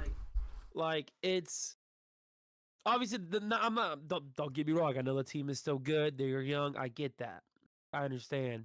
But the NFC West is improving. You're improving. We know how good your team's gotten. Heck, I'll tell you right now, straight up, 9 out of the 26 coaches that answered this poll picked you to win the division. Can't say I'm like not to sound cocky. I can't say I'm that surprised because I feel like I got this team like a lot better. Like I feel like I filled all the missing pieces that I needed, whether trading for guys or trading guys away, drafting guys. Like I feel like I improved the team like every aspect I could. Right, and out of another, not to mention another 8 more picked you to make the wild card if you didn't win the division. So that's over half the coaches, probably almost 60-something% of the coaches that answered this poll that have you in the playoffs, right? And so that's obviously a lot better than where you were at. Yeah. And so I just think the Seahawks, I think they can still definitely make the playoffs, but I don't think they'll be a top seed like that, you know? Yeah. What about AFC? Ooh, AFC. Oh man. We'll stick with the NFC if you want time to think about that one. But as far as NFC goes, who's your biggest who's your biggest riser and biggest faller? Well, I think the risers are either us or you. So there you go. Fall. I said I know the Saints will be a popular pick. I know the Eagles will be a popular pick. I kind of hate to say this, but we have to wait and see on the Bears with obviously where Krack here has revamped the receiving core. Just have to wait and see what they do. I can't give a definite answer on them until we see what they do. Krack, I'll let you go next, but I got a pretty unpopular, I feel like a very unpopular fall. All right. Like, if you can even call it that. I mean, I think just starting with my division in general, I feel like ours is the most stacked there is, even if I am rebuilding this year. We very easily could have 3 playoff teams just from our division. So the Lions being one to jump up, very easily could see that. Me being one to fall down just because how tough the division is now. I mean, let's be honest, the Packers did some work last year. but they're primed to do more work this year. The Lions, obviously, it's been me and MLK the whole time. We got the talent to knock one of us off. I mean, you got 6 games against these guys. CJ's got 6 games against 2 average coaches, one with a bowl. But we also got 6 games against him with a new team. So I could definitely see the Lions being one of the high risers. I'll throw myself out there as a possible drop because I mean we saw it with Seamuff last year to where he didn't even make the playoffs. And he finished third behind the Rams. Exactly. So I mean we've seen it. Now his was because he decided not to sign people even though he had $100 million in cap space, which made no sense to me, but we can see that. Crazy to me. I mean, you got the Cardinals, you got the Cowboys. None of those. I mean, you could say the Cardinals have the chance, but I just don't see it because once again, they got you and the Seahawks defense. That's hard to go up. Just the defense, and trust me, I went up against that Seahawks defense last year. I know I got the dub, but let's be honest, it was a kick return touchdown that got that dub. So, Cardinals, I think, are staying there. I think the Panthers have a chance to make some noise this year. So I'd say Lions and Panthers would be my NFC for biggest jumps. Falls? Man, I'm going to get so much crap for this. It's all because unproven. I believe there's going to be people to help to make sure it doesn't happen. But if we're going off of Vegas odds right now, it has to be the Raiders. Are you talking about the AFC? Because, sorry. We're still in the NFC. My bad. You're good. NFC, it's the Eagles. I mean, I'm sorry they didn't belong in the playoffs in my mind last year. That's the second year in the row that division had a team that didn't have any coaches. You know, the full coaches. We had the Cowboys the first year, and then the Giants. You got FG. I don't think he's looking to compete this year, but he's definitely not going to, sit around and do nothing. RSV has been dealing with my crap talking this whole year, and he ain't going to let that happen again. So the Eagles are not. They'd be lucky to be a wild card, but I don't see them making. I see them coming in third in that division. So I'm not gonna pick my own team to be like the biggest riser. I think biggest riser will actually be the Panthers, and Husker is being very modest about like what he's building in Carolina. He's saying that he's a year away, but I really don't think he's a year away. I think the Panthers could absolutely make the playoffs this year, and to go hand in hand with my biggest fall, I actually think it's going to be the Seahawks, but the Seahawks are already been mentioned. I think the Bucs are going to fall. I don't think that they'll miss the playoffs. I don't think they won't win the division. But I do think they're going to be much worse than they were in previous years. And that's no shade to Clover, but it's like, obviously, Walty built up a really good squad, and then Zipping Spider almost knocked it down by trading Travis frickin' Rawlings. Like, what the hell are you doing, kid? And then Clover actually got the team back to 14-3. I mean, it's a Walty inherited team. Walty is always going to have his teams like up there, but I think, as years go by, Clover's going to have a tougher and tougher time keeping this Bucs team together. And because of that, I think they'll have a down season for their standards over the past 2 seasons. I mean, first year they went 12-5. This past year they went 14-3. I could see like 11-6, 10-7 or something like that this year, but they still end up winning the division. But Eagles is also a good choice. I don't think the Eagles make the playoffs. I think they'll be one of the worst teams in the NFC. I don't think Aqua has improved that roster nearly enough for them to like really contend. And it's like now, not only do you have to deal with RSV, you have to also deal with FG now. And Justin's learning, like Jhar's learning, like he's getting better. Obviously, like he's abroad right now, so it's like it's kind of like he's studying abroad this year, so it's like going to be tougher for him to make certain things. But I think it's not going to be easy to win the division for Aqua this year. We'll go to AFC now, CJ. If you're ready, we can talk about your biggest riser and biggest faller in the AFC. Yeah, so honestly, I'm still on the fence trying to figure it out, but I could give an answer just kind of what I thought of first. So the riser, I am going to give it to the Bengals. I think that they will just, with the drafts and how Rambo has been, I feel like they're just going to be better, and I wouldn't be surprised if they end up getting a top seed in the AFC. Biggest faller. My initial thoughts were the Colts. But but just because he had a horrible draft does not mean they still have most of their team together, most of the playmakers. They still have a solid team, so I can't necessarily pick them, right? So the biggest faller that I'm probably gonna have to pick, um, kind of by default, is gonna be the Chiefs. Yeah. No, of course, no offense whatsoever to Todd. I know Todd's a great coach. He means well with his team, but he's kind of in a weird spot where he doesn't know if his team can win or not anymore. Yeah. He traded for for what some people are calling the true tank commander himself, Eagles fan, and so nobody knows honestly, and I'm true. I don't think there's a single person. People have guesses, but nobody knows if this team can win or not. Nobody knows if this team could result with 10 wins and a wild card spot, or if this is going to be next year's first overall pick. Like that's just where they are at. And as much as Todd's a great coach, he's a great person.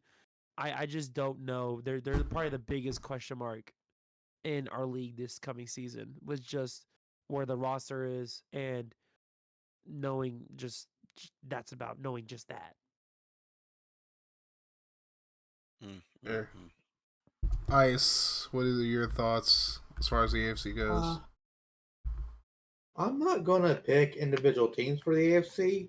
I'm going to give you division for this. I feel like I know where you're going. I think the North is going to rise between the Bengals and Steelers and the already solid Ravens. Mm-hmm. And then for losers or falling off or whatever, I got to go with the West. I think that is Elmy's division to lose. The Chargers are Taduka. The Chiefs are on their way down, and obviously the Raiders have a new coach. They didn't, and since they literally just took over, they didn't have one for the offseason, so they had a rough offseason. Yeah. And obviously the new coach is going to be having some first season learning to do. Yep. So I think as a division that they're just going to be down, except for the Broncos, who I guess I could have named as the riser just for the fact that how much easier their division has gotten. Yep. All right, so Krack, you said the Raiders were the team that you're going to pick to like fall. I think so. Here's where I'm going with that. So there's people. Q. She'll be the first to tell you she's not a sports person. Yep, she ain't here for sports. Now, she's smart enough to surround herself with the right people, though. Mm-hmm. Heck, I would help her. I'd give her advice. I'd help her too. From winning the division, Icepick said it. That's Elmer's. That division's locked up in my mind. Now, could she still make a wild card?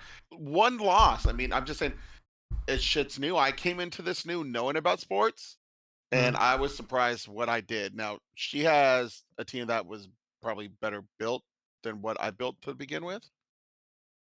The addition of Waddle was crazy. That's awesome.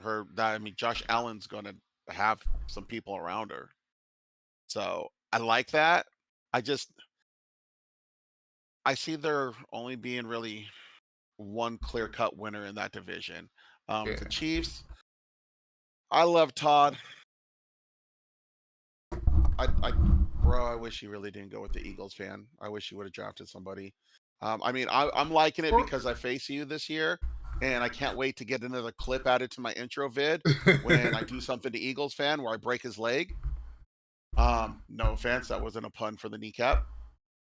I still think they have a talented enough team though to overcome some of Eagles' flaws to still second in that division. Go with the obvious. I mean, go with my boy Rambo. I think the Steelers are definitely better. I think Specta's team's even better too. That whole division as a whole is pretty tough, which leaves Pepperjack to drop more games. I would be surprised if Pepperjack wins 4 games this year. I'm actually looking at about 3. I mean, I think I predicted him to win like 2 or 3 if I remember correctly. Yeah, so. I had 3 to 4 as a stretch, and I've heard about this legend that is Pepperjack. I'm waiting to see it. I'm seeing the meme that is Pepperjack. Yeah. And he plays it very well, but I've heard of a legend. I've heard positives. I've heard of a brilliant mind.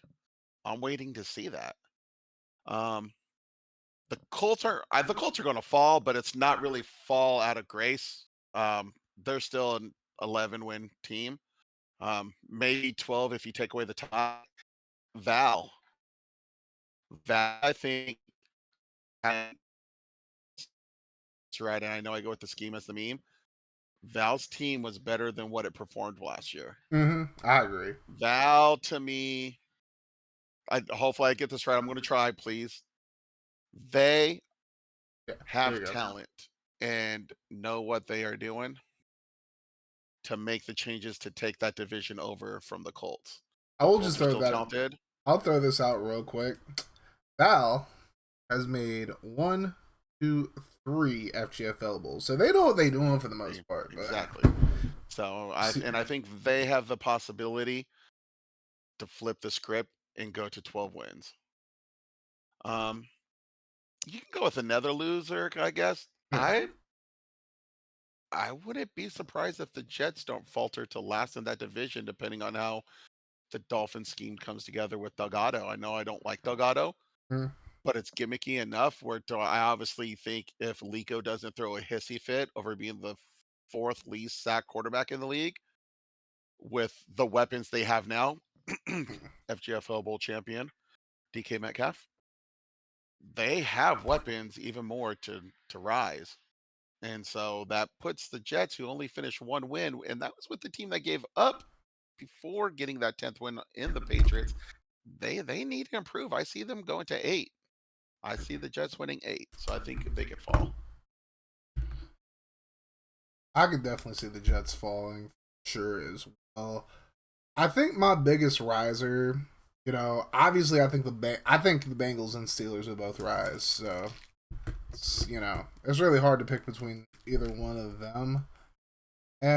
But I'm gonna say I think the Steelers will have a bit more of a rise because obviously Pittsburgh missed the playoffs last year. They really were a quarterback away.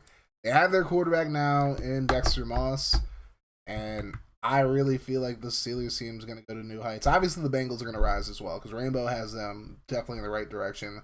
I still think the Ravens will make the playoffs. I think there will be 3 teams out of the North to go in there. So definitely up there. And you guys already talked about the 2 teams that I really think will be have the biggest fall. It's actually 3 teams. I think the Chiefs again. I think trading Lamar Jackson for Eagles fan was a mistake. I don't think trading Lamar as a whole is a mistake. Although I did tell Todd that I feel like he should just wait until he sees what he does with like the new gameplay mod and then make a decision on him. But he already traded him. He got Eagles fan, who's a much worse quarterback. I don't feel like the Chiefs got that much better. So I was going to say, especially since they just put out a new version of the CPU gameplay mod today, and there's supposed to be massive improvements to scrambling QBs. And none of us have seen it yet, my knowledge at least. But the Raiders will have a fall. It's hard to say the Raiders are going to have a fall because Q is just taking over the team. So it's like it's not going to be like her fault. Like if they end up not like she's especially Q watches a lot of football streams, but she's not here for sports. Like she's here to like support us, and like hang out with us, and she's always been a very cool person in this team. Agree. But and let's be honest, any one of us will help Q if she asked. I don't think she's beyond asking. I see. Sorry to cut in, but Q could also be the sleeper because we've seen teams a la Octi who don't really do nothing to their team, a la Mills, and their team just does what it's supposed to do. yeah, And Q's team is set up to just do that.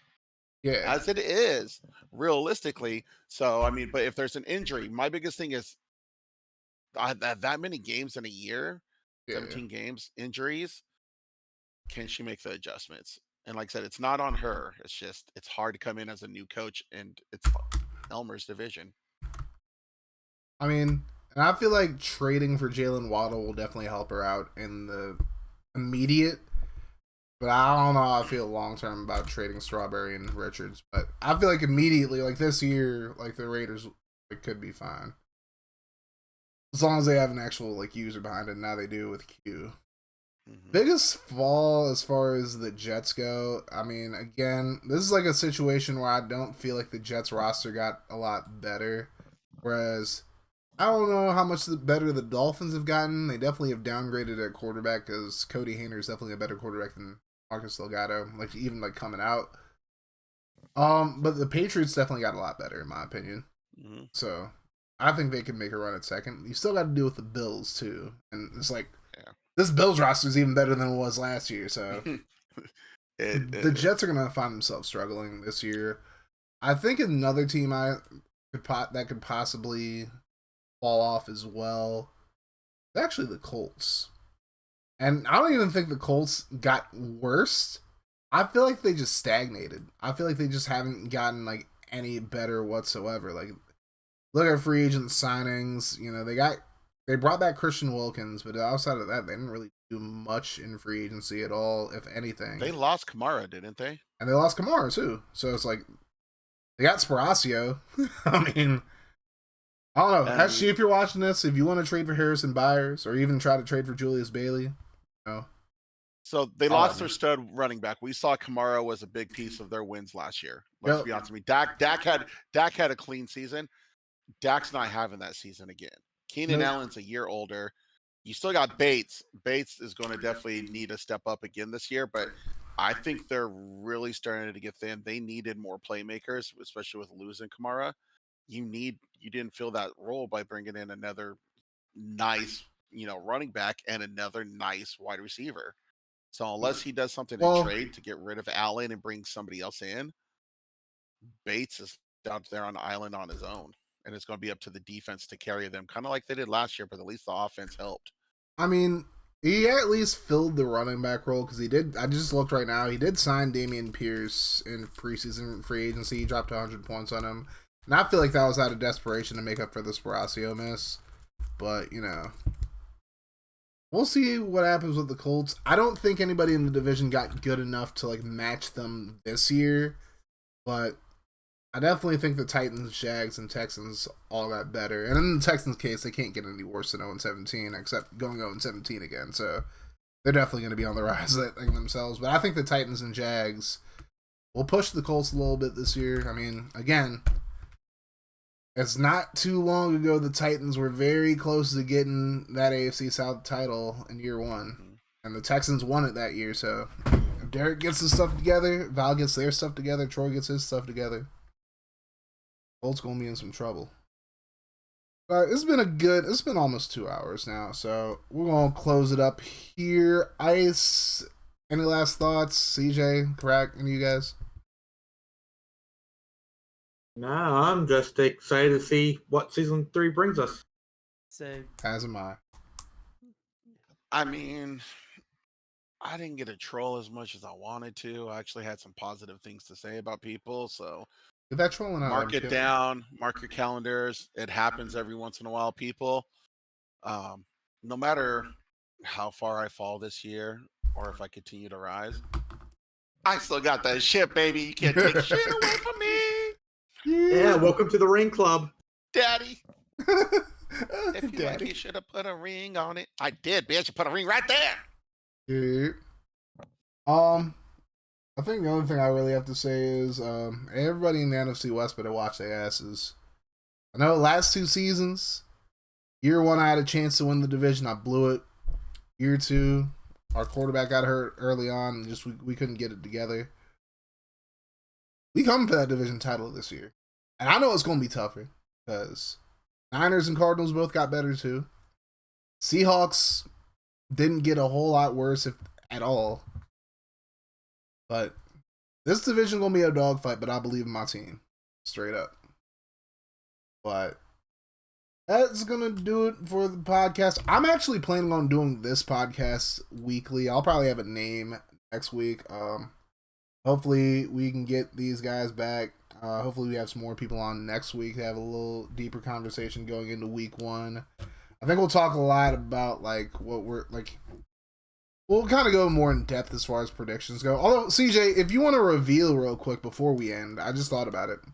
You want to reveal what the results were for the prediction, like Coaches poll. The coaches poll that you put out. I mean, yeah, I can for sure. So obviously, coaches poll. Everybody who submitted, thank you for submitting. 26. We're at full league now, but at the time there were only 30 coaches, so 26 of them answered.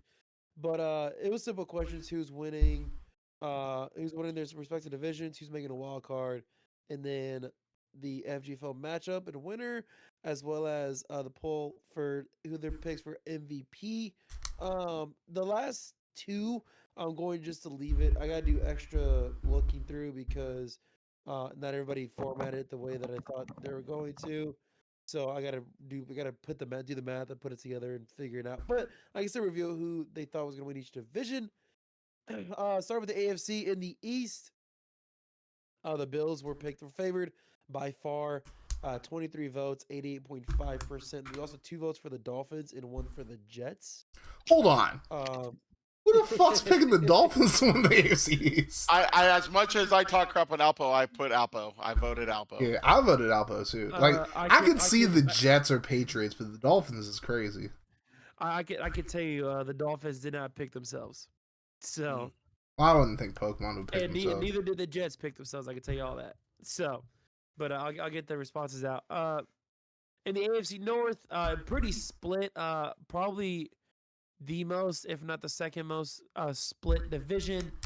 5 people said the Ravens, 9 said the Steelers, and 12 said the Bengals. So pretty respectful. Nobody picked the Duke Jack? Damn. So none for the Browns. That's crazy. In the AFC South, the Colts lead with 11 votes, followed by the Titans at 9 and the Jaguars at 6. So a lot of people, we mentioned earlier about the Jaguars getting some love and seeing what they can do. I guess a lot of people love that Loudermilk pickup and thinking that they can become something great. So we'll see how that becomes. The AFC West, by a mile long, it's the Broncos with 19. Second most is the Chiefs with 4, followed by the Chargers with 2 and the Raiders with 1. Nah, somebody got to be trolling. Who's picking the Chargers? Oh my god. The Raiders I can see. The Chiefs I can see just because they've done it. But Chargers? Oh, good. Tragic. Going to the opposite side of the coin in the NFC, in the East, Commanders lead with 14 votes, slightly over half of them. The Cowboys are second with 6. The Eagles and the Giants are at the bottom tied with 3 apiece.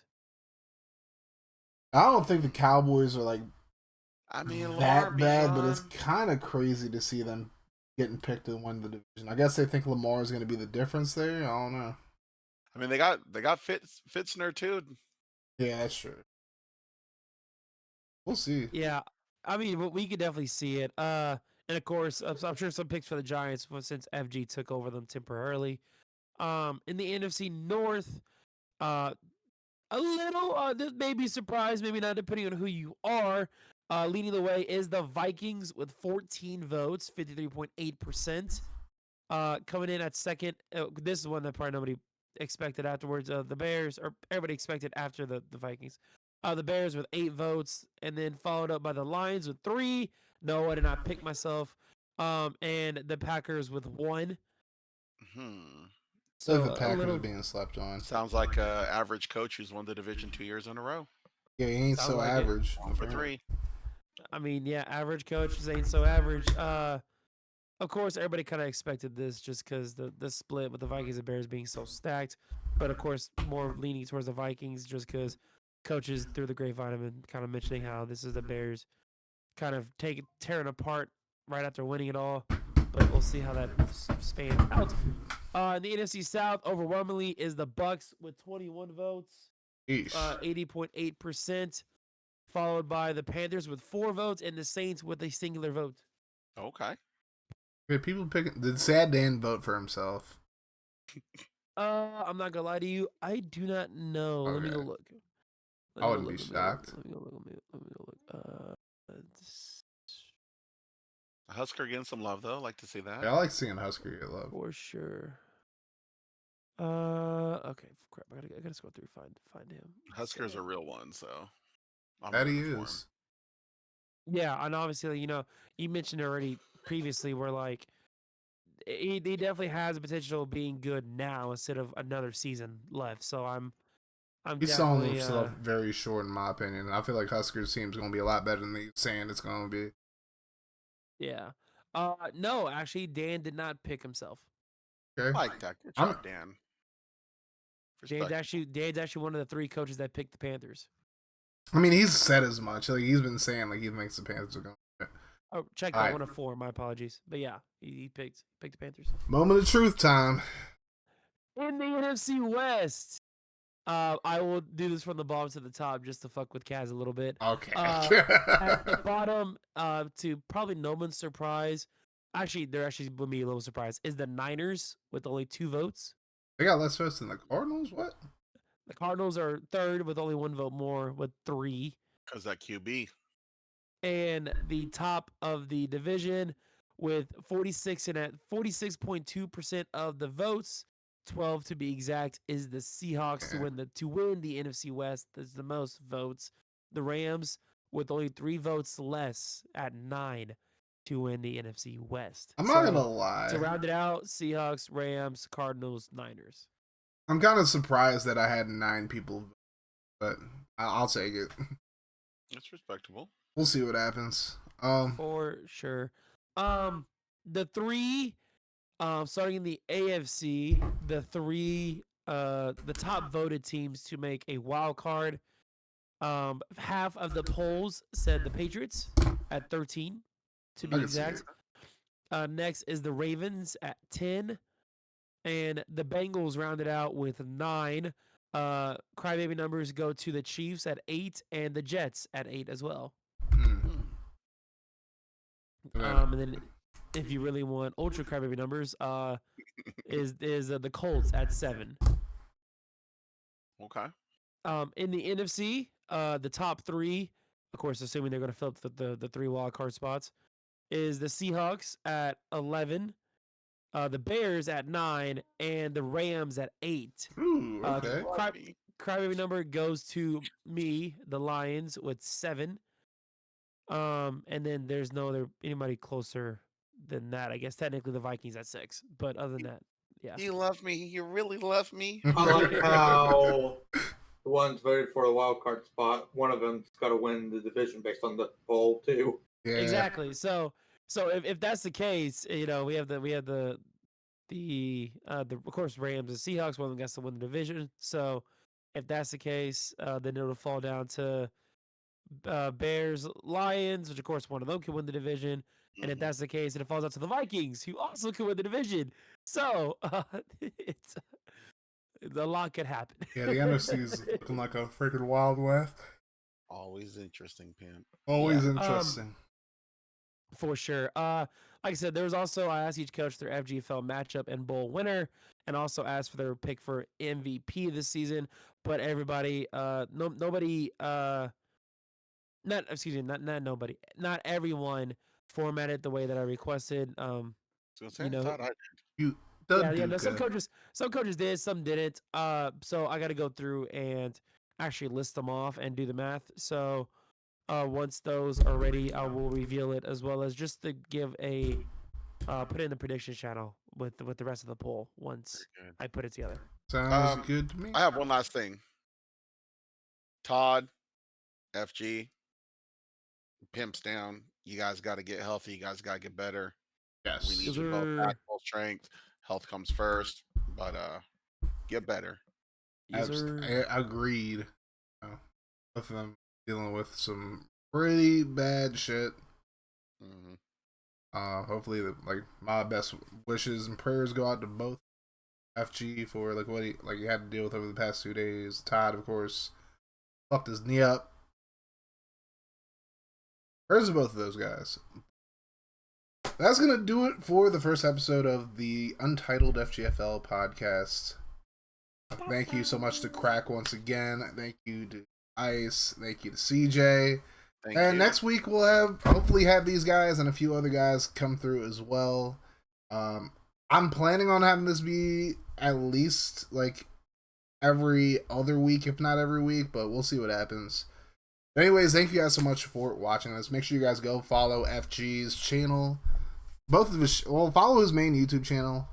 Follow the FGFL Kick channel. Follow FG on Twitch. The links will be down below in the description. And like always, we're gonna keep this mofo rolling here, y'all. Y'all have a good one. Love y'all 3,000. We out of 5,000. Deuces.